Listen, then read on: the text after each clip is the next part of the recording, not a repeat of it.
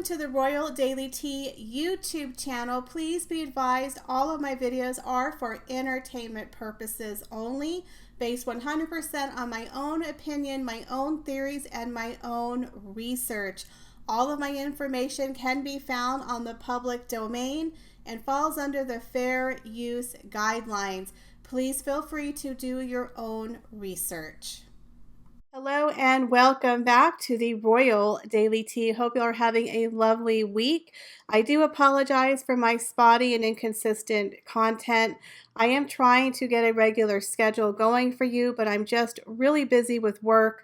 I have a full-time job and I do freelance, and I'm up every night till midnight and get up at 7. So it's just a very busy schedule for me, and I'm trying to do really high quality videos for you in between.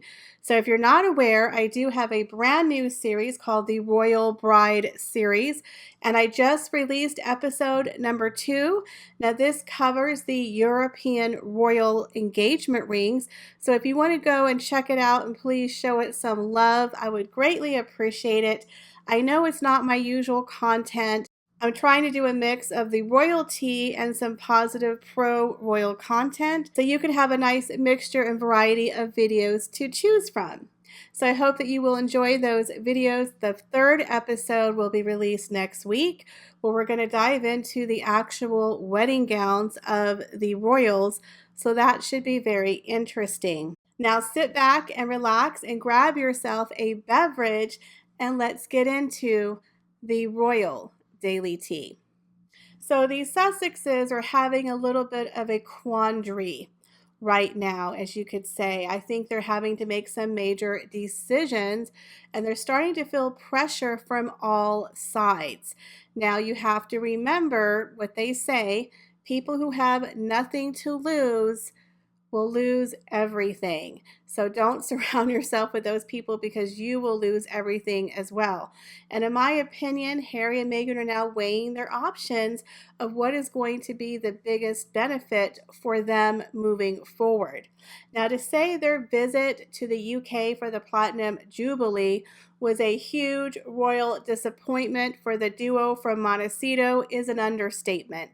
You could tell by the reaction of Harry's face, his sourpuss face, the entire time when he was sitting in the church with the tier 2 royals and the royal bench warmers, that he was not a happy camper. They received a very frosty and cold reception, and they received boos, and they were pretty much a joke the entire time that they were at the Platinum Jubilee, you know, peeking out the window, rolling down the car window, peekaboo, here I am. It was just really weird and strange how they were trying to do these weird antics. And then, of course, we have the rumors, because we can't confirm it 100%, that he only had a brief 15-minute formal meeting with his grandmother, and of course no photographs were taken, that his daughter supposedly met his grandmother, but again, it is not confirmed. But really, for 15 minutes, what kind of meeting are you going to have when you haven't seen someone for 15 minutes, really? I mean, I think I've had longer conversations with people in an elevator. But okay. So to say he's not having these long, heartfelt conversations with his family members, I would say it's a safe bet. So in my opinion, I don't see Harry and Meghan really returning to the UK anytime soon. Even though he renewed the lease at Frogmore Cottage, I believe that was for tax purposes. But I do not see Meghan or him moving there anytime soon, even to live there for a summer. Again, they went there to have this supposed birthday party with no guests. They didn't have any family there. They were barely talked to. They barely went to any events. What was the point of that? He could have stayed home and played polo, in my personal opinion. So now Harry and Meghan are really starting to feel the pressure from their brands and from their deals. You know, Penguin Random House is not happy with them. They've sent Harry back to the drawing board with several revisions of his new memoir that is set to be released later on this year. You know, Penguin Random House, they want the goods. They want the royalty on the royals. They want the behind the scenes, what happened at the Platinum Jubilee. Now, of course, Harry and Meghan don't really have a lot to report. From where they stood, it didn't seem like they got very close to the royals, and that could also be a problem for them. But we know they gave up the goods to Oprah Winfrey for free on her talk show. So now Penguin Random House is like, son, you got to produce the goods, okay? Nobody cares about the man that you're becoming, which is the used car salesman of the mental health industry, the pampered prince who doesn't know how to become a normal person. Nobody cares about that, Harry. They want the goods on the royal family, your experience, the gossip, behind the scenes. It better be in your book. So I think Harry has to make a very big decision. Now, of course, we have Netflix and that supposed docu-series that they're supposed to be filming behind the scenes, that they've been collecting footage for the past 2 years. But now Netflix is putting the squeeze on them to, again, put in the goods, put in the juice. Where's the royalty? We want the gossip. They don't have a lot of that because the Platinum Jubilee, they were the royal bench warmers. They were on the outskirts of the royals. They didn't even get their photograph with the royals, let alone have a conversation with the real royals. Now we have Meghan's podcast, which is coming out this summer with Spotify, and it's crickets. You haven't heard anything about Meghan's podcast since she's released that trailer and received large amounts of criticism. I haven't heard one thing about her podcast. Is it being dropped? Is it June, July, August? Nobody knows. But again, word on the street is that Spotify wants Meghan to talk about her personal experience of being the ditched and dumped Duchess, who's no longer with the royals, and talk about her experience in the royal family. So at this point, Harry and Meghan have to decide, do we want to keep all these brand deals and make our millions of dollars, or do we want to be a part of the royal family? Because quite frankly, even if they didn't talk to any of their deals and they played the part of the royals in Monteshitshow and were very good model citizens, the royal family doesn't want them back. I don't think the people of the UK want them back. The royal family doesn't want them back.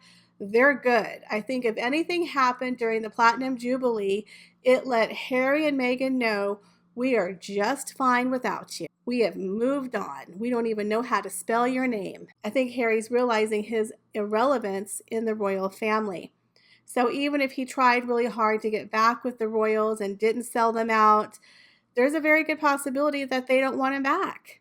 That his relationship with his family is going to be like it was at the Platinum Jubilee, where he's going to be treated like a guest with his family, that people aren't going to trust them. He's going to be pushed to the outside. He's going to get a whole 20-minute meeting with his father, and then he's going to be told to go away again. So if he gives up all of these deals and all that money, is it really going to be worth it to him? Is he going to be back to the way he was before as Harry, the prodigal son, the favorite royal? I don't think so. So at this point, does Harry and Meghan have really nothing to lose with the royal family, and should they stick with their brand deals and make the millions of dollars? Because if they don't give the goods to Netflix, Spotify, Penguin Random House, they're pretty much dead in the water, guys. They're not going to get those millions of dollars. Their deals are going to be canceled. And other companies have watched the Platinum Jubilee. They are realizing that the Sussex's star power has completely dropped. So they're not going to get these multi-million-dollar deals anymore because they have a reputation of being the non-producing Sussexes. It's been 2.5 years since Megxit. It's been a good 2 years since they signed Netflix and Spotify, and they've produced one podcast episode. They have, The Heart of Invictus is probably in production, but other than that, they have nada. Pearl has been canceled. Meghan's podcast Archetype, it's crickets. What the heck is going on there, folks? When's it going to be dropped?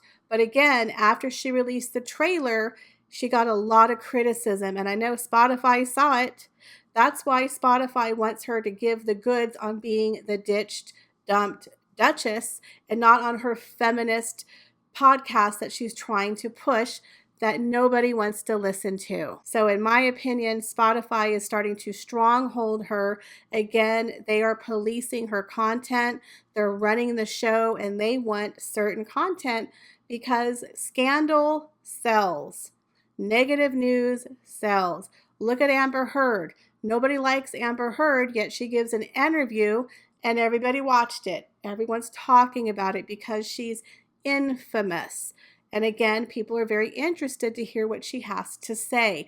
So if Meghan would get on her podcast and talk about her life as a royal, people would listen. Whether you like her or not, you would listen. Because that would be engaging to hear what the heck is she going to say? What is she going to say? What lie is she going to spin? Let's hear it. Right? Way more than her feminist podcast. So that is the only thing that Harry and Meghan have that's sellable, guys, is their ties to the royal family. Whether it's a good tie or a bad tie, it all sells. So at this point, is trying to save his relationship with his family going to be worth it to him in the end? Or is it better for him to take the money and run? Because quite frankly, it looks like everything is on a house of cards. Everything is going to fall around them. Their deals are shaky. Their family relationships are shaky. So what the heck does he have to lose? What road are they going to take? Do they have anything to lose? Do they have anything to gain? Will they ever be taken back into the royal fold? Will the people of the UK ever take them back? I don't think they will. So if they don't sell with Penguin Random House and Netflix and Spotify, they're donezo, because no other company is going to touch the non-producing royals because their reputation is trash. So what do you guys think? Do you think they're going to play the part and just give out a boring podcast and a boring book and a boring reality show on Netflix and try to play it safe to get in with the royals? Or do you think they're going to do like they did on Oprah and they're just going to sell it down the river to the highest bidder? Leave me your comments, guys, down below. As always, I appreciate each and every one of you.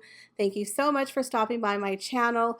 Please be sure to check out all of my other social media accounts, especially my TikTok, guys. Please help me get to 60,000 subscribers.